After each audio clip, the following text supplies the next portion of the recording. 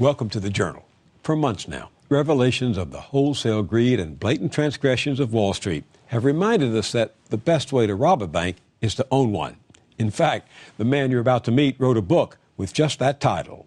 It was based upon his experience as a tough regulator during one of the darkest chapters in our financial history, the savings and loan scandal in the late 1980s.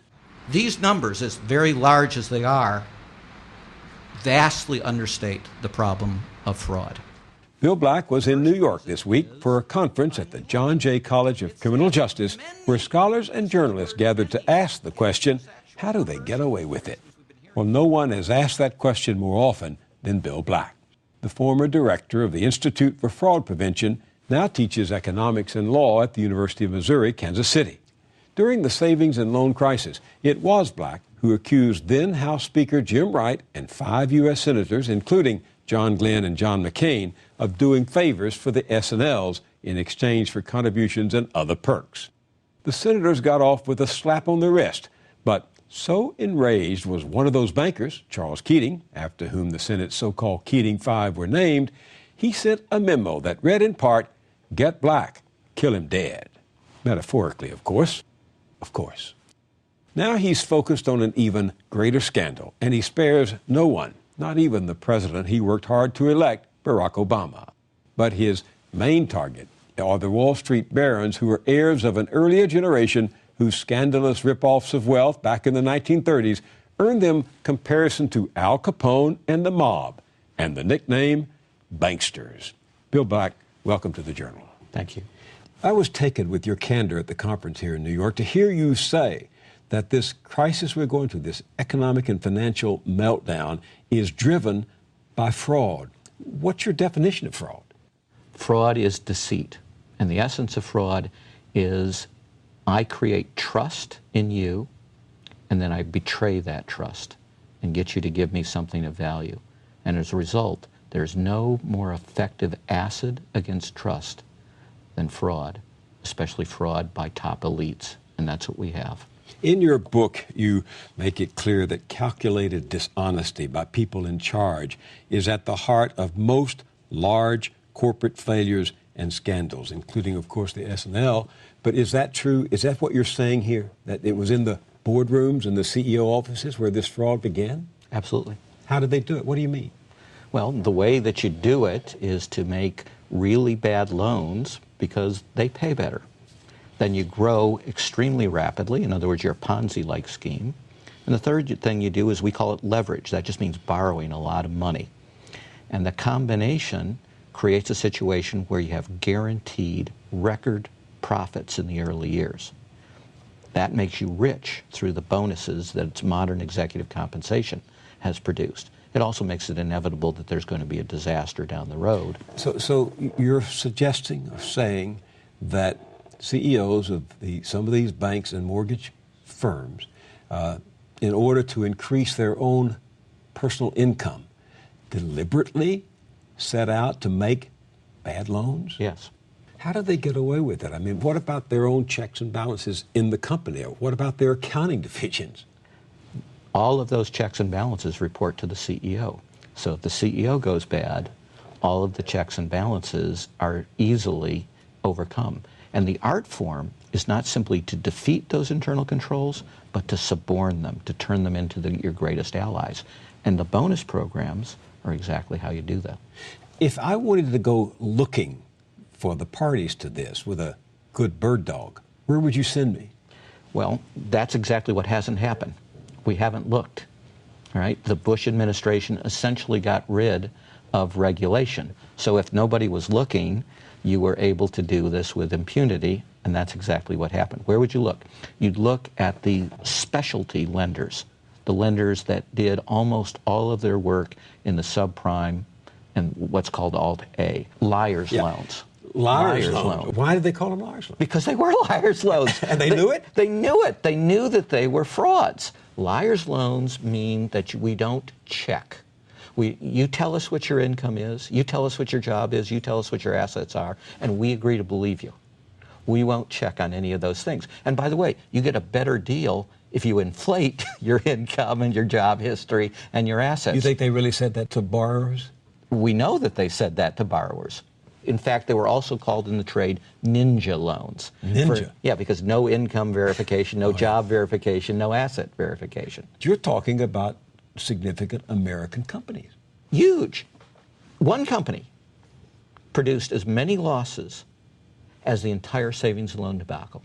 Which company? IndyMac, specialized in making liar's loans. In 2006 alone, it sold $80 billion of liar's loans to other companies. $80 billion. And was this happening exclusively in this subprime mortgage business? No, and that's a big part of the story as well. Even prime loans began to have non-verification. Even Ronald Reagan, said trust but verify. Right. They just gutted the verification process. We know that will produce enormous fraud under economic theory, criminology theory, and 2,000 years of life experience. Is it possible that these complex instruments were deliberately created so swindlers could exploit them? Oh, absolutely. This stuff, the exotic stuff that you're talking about, was created out of things like liar's loans that were known to be extraordinarily bad. And now it was getting AAA ratings. Now, a AAA rating is supposed to mean there is zero credit risk. So you take something that not only has significant, it has crushing risk. That's why it's toxic. And you create this fiction that it has zero risk. That itself, of course, is a fraudulent exercise. And again, there was nobody looking during the Bush years. So finally, only a year ago, we started to have a congressional investigation of some of these rating agencies. And it's scandalous what came out. What we know now is that the rating agencies never looked at a single loan file. When they finally did look, after the markets had completely collapsed, they found, and I'm quoting Fitch, the smallest of the rating agencies, the results were disconcerting in that there was the appearance of fraud in nearly every file we examined. So if your assumption is correct, your evidence is sound, the bank, the lending company created a fraud, and the ratings agency that is supposed to test the value of these assets knowingly entered into the fraud. Both parties are committing fraud by intention. Right, and the investment banker, that we call it pooling, puts together these bad mortgages, the liar's loans, and creates the toxic waste of these derivatives. All of them do that. And then they sell it to the world, and the world just thinks that because it has a AAA rating, it must actually be safe. Well, instead, there are 60 and 80% losses on these things because, of course, in reality, they are toxic waste. You're describing what Bernie Madoff did to a limited number of people, but you're saying it's systemic, a systemic Ponzi scheme. Oh, Bernie was a piker. He doesn't even get into the front ranks of a Ponzi scheme. But you're saying our system became a Ponzi scheme. Our system Our financial became system. A Ponzi scheme. Everybody was buying a pig in the poke, but they were buying a pig in a poke with a pretty pink ribbon, and the pink ribbon said AAA. Is there a law against liar's loan? Not directly, but there are, of course, many laws against fraud, and liar's loans are fraudulent. Because? Because they're not going to be repaid and because they have false representations. They involve deceit, which is the essence of fraud. Why is it so hard to prosecute? Why hasn't anyone been brought to justice over this? Because they didn't even begin to investigate the major lenders until the market had actually collapsed, which is completely contrary to what we did successfully in the savings and loan crisis, right? Even while the institutions were reporting they were the most profitable savings and loan in America, we knew they were frauds and we were moving to close them down. Here, the Justice Department, even though it very appropriately warned in 2004 that there was an epidemic of mortgage fraud. The FBI publicly warned in September 2004 that there was an epidemic of mortgage fraud, that if it was allowed to continue, it would produce a crisis at least as large as the savings and loan debacle, and that they were going to make sure that they didn't let that happen. So what goes wrong? First thing that goes wrong is after 9/11, the attacks, the Justice Department transfers 500 white-collar specialists in the FBI to national terrorism. We can all understand that, but then the Bush administration refused to replace the missing 500 agents. So even today, again, as you say, this crisis is 1,000 times worse, perhaps, certainly 100 times worse than the savings and loan crisis. There are 1/5 as many FBI agents as worked the savings and loan crisis. You talk about the Bush administration. Of course, there's that famous photograph of some of the regulators in 2003 who come to a press conference with a chainsaw suggesting that they're going to cut business loose from regulation, right? Well, they succeeded. And in that picture, by the way, three of the other guys with pruning shears are that's right. They're the trade representatives. They're the lobbyists for the bankers. And everybody's grinning. The government's working together with the industry to destroy regulation. Well, we now know what happens when you destroy regulation. You get the biggest financial calamity of anybody under the age of 80. But I can point you to statements by Larry Summers, who was then Bill Clinton's Secretary of the Treasury, or the other Clinton Secretary of the Treasury, Rubin. I can point you to suspects in both parties, right? There were two really big things under the Clinton administration. One, they got rid of the law that came out of the real-world disasters of the Great Depression. We learned a lot of things in the Great Depression, and one is we had to separate what's called commercial banking from investment banking. That's the Glass-Steagall law. But we thought we were much smarter, supposedly, so we got rid of that law, and that was bipartisan. And the other thing is we passed a law because there was a very good regulator, Brooksley Born, that everybody should know about, probably doesn't. She tried to do the right thing to regulate one of these exotic derivatives that you're talking about. We call them CDS.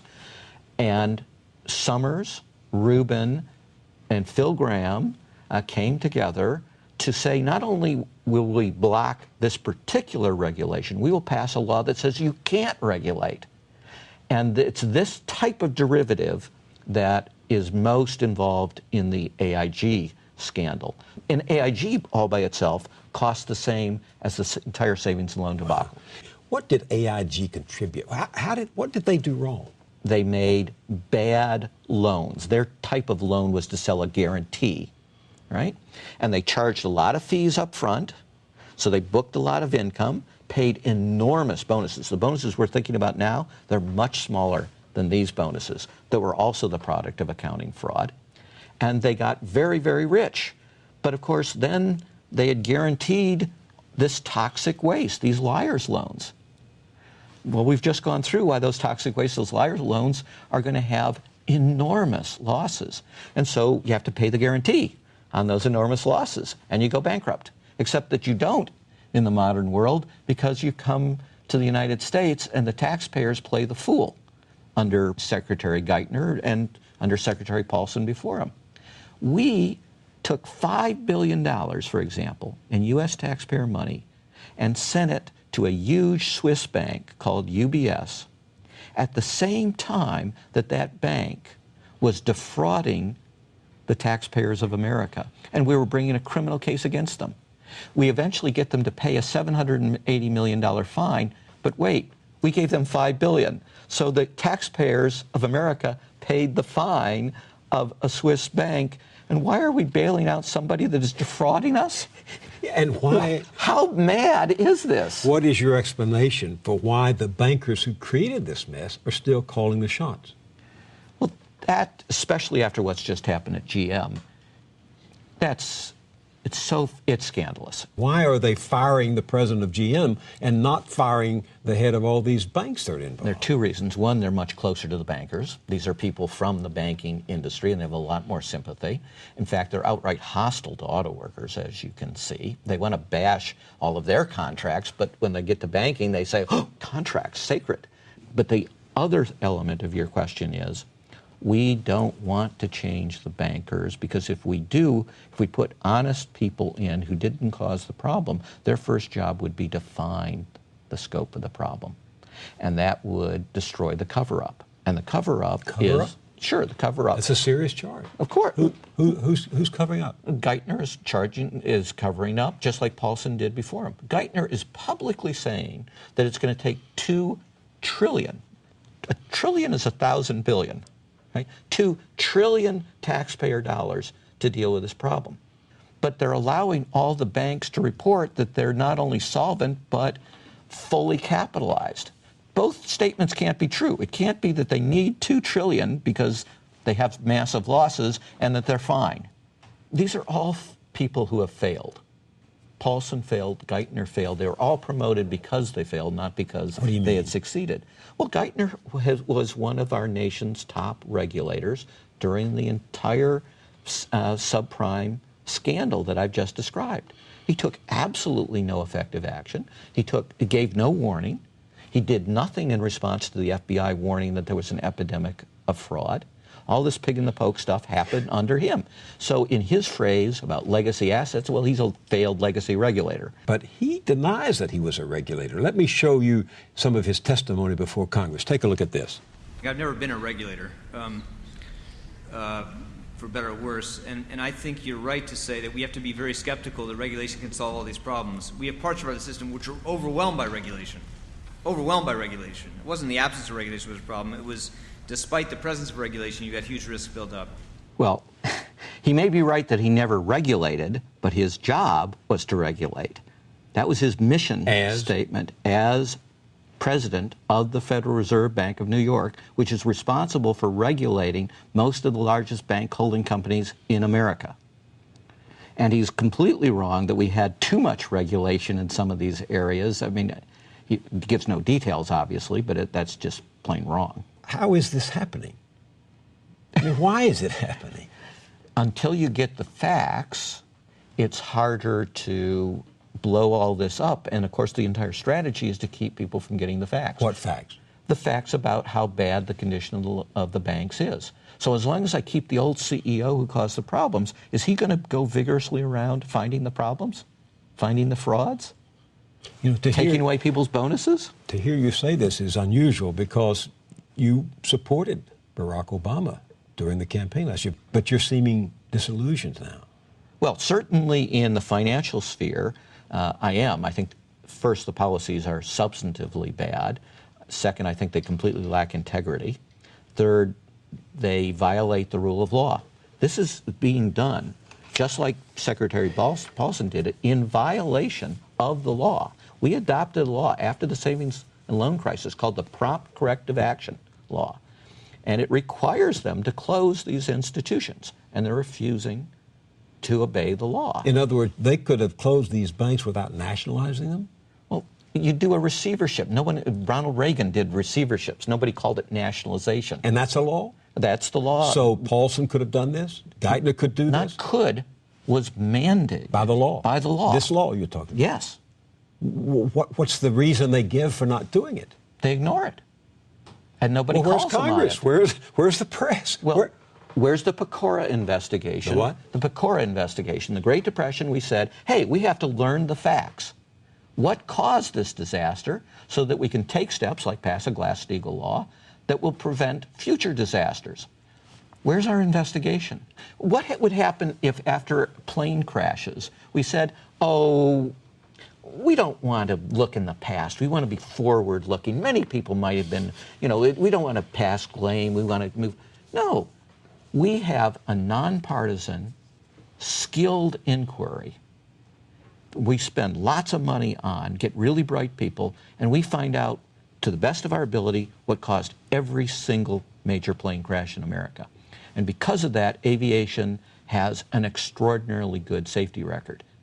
We ought to follow the same policies in the financial sphere. We have to find out what caused the disasters, or we will keep reliving them. And here, we've got a double tragedy. It isn't just that we are failing to learn from the mistakes of the past, we're failing to learn from the successes of the past. What do you mean? In the savings and loan debacle, we developed excellent ways for dealing with the frauds and for dealing with the failed institutions. And for 15 years after the savings and loan crisis, didn't matter which party was in power, the U.S. Treasury Secretary would fly over to Tokyo and tell the Japanese, you ought to do things the way we did in the savings and loan crisis because it worked really well. Instead, you're covering up the bank losses because you don't, you say you need confidence. And so we have to lie to the people to create confidence. And it doesn't work. You will cause your recession to continue and continue, and the Japanese call it the lost decade as a result. So now we get in trouble, and what do? We adopt the Japanese approach of lying about the assets. And you know what? It's working just as well as it did in Japan. Yeah. Are you saying that Timothy Geithner, the Secretary of the Treasury, and others in the administration with the banks are engaged in a cover-up to keep us from knowing what went wrong? And Absolutely. You are? Absolutely. Because they are scared to death. All right? They're scared to death of a collapse. They're afraid that if they admit the truth that many of the large banks are insolvent, they think Americans are a bunch of cowards and they will run and screaming to the exits, and we won't rely on deposit insurance. And by the way, you can rely on deposit insurance. And it's foolishness. All right? Now, it may be worse than that. You can impute more cynical motives, but I think they are sincerely just panicked about we just can't let big banks fail. That's wrong. But what might happen at this point if, in fact, they keep from us the true health of the banks? Well, then the banks will, as they did in Japan, either stay enormously weak or Treasury will be forced to increasingly absurd giveaways of taxpayer money. We've seen how horrific AIG, right? And remember, they kept secret from everyone what AIG they were doing with, Treasury. And both administrations, the Bush administration and now the Obama administration, kept secret from us what was being done with AIG. AIG was being used secretly to bail out favored banks like UBS and like Goldman Sachs, Secretary Paulson's firm that he had come from being CEO. It got the largest amount of money, $12.9 billion, and they didn't want us to know that. And it was only congressional pressure, and not congressional pressure, by the way, on Geithner, but congressional pressure on AIG, where Congress said, we will not give you a single penny more unless we know who received the money. And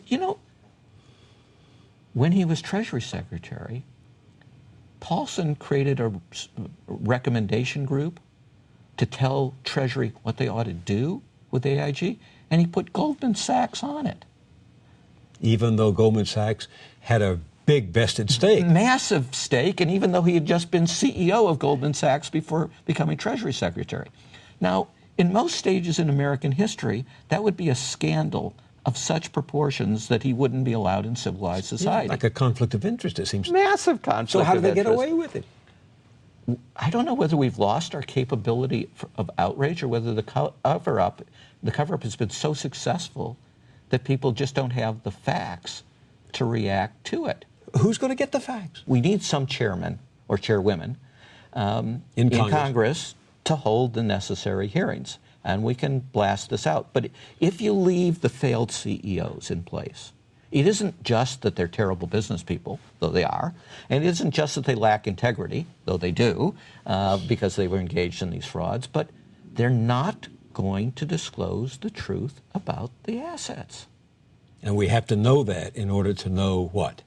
To know everything, to know who committed the frauds, whose bonuses we should recover, how much the assets are worth, how much they should be sold for, is the bank insolvent such that we should resolve it in this way.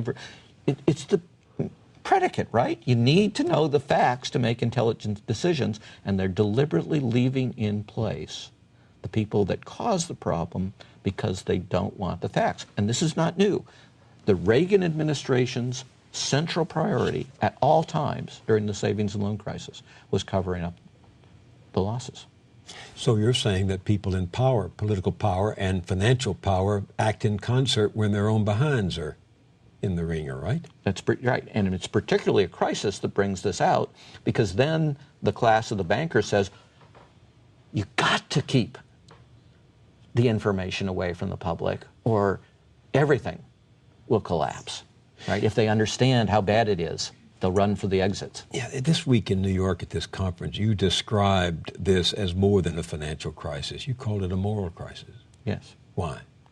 Because it is a fundamental lack of integrity, but also because if you look back at crises, an economist who is also a presidential appointee as a regulator in the savings loan industry, right here in New York, Larry White wrote a book about the savings loan crisis, and he said, you know, one of the most interesting questions is why so few people engaged in fraud? Because objectively, you could have gotten away with it, but only about 10% of the CEOs engaged in fraud. So 90% of them were restrained by ethics and integrity. So far more than law or by FBI agents, it's our integrity that often prevents the greatest abuses. And what we had in this crisis, instead of the savings and loan, is the most elite institutions in America engaging or facilitating fraud. This wound that you say has been inflicted on American life, the loss of workers' income and security and pensions and future, happened because of the misconduct of a relatively few very well-heeled people in very well-decorated corporate suites, right? Right. It was relatively a handful of people. And their ideologies, which swept away regulation. So, in the example, regulation means that cheaters don't prosper. So instead of being bad for capitalism, it's what saves capitalism. Honest purveyors prosper is what we want. And you need regulation and law enforcement to be able to do this. The tragedy of this crisis is it didn't need to happen at all. When you wake up in the middle of the night thinking about your work, what do you make of that? What do you tell yourself? There's a saying that we took great comfort in. It's actually by the Dutch, who were fighting this impossible war for independence against what was then the most powerful nation in the world, Spain. And their motto was, it is not necessary to hope in order to persevere. Now, going forward, get rid of the people that have caused the problems. That's a pretty straightforward thing as well. Why would we keep CEOs and CFOs and other senior officers that had caused the problems? That's facially nuts. That's our current system. So stop that, the current system. We're hiding the losses instead of trying to find out the real losses. Stop that, because you need good information to make good decisions. Right? Follow what works instead of what's failed. Start appointing people who have records of success instead of records of failure. That would be another nice place to start. There are lots of things we can do. Even today, as late as it is, even though they've had a terrible start to the administration, they could change, and they could change within weeks. And by the way, the folks who are the better regulators, they paid their taxes, so you can get them through the vetting process a lot quicker. William Black, thank you very much for being with me on The Journal. Thank you so much.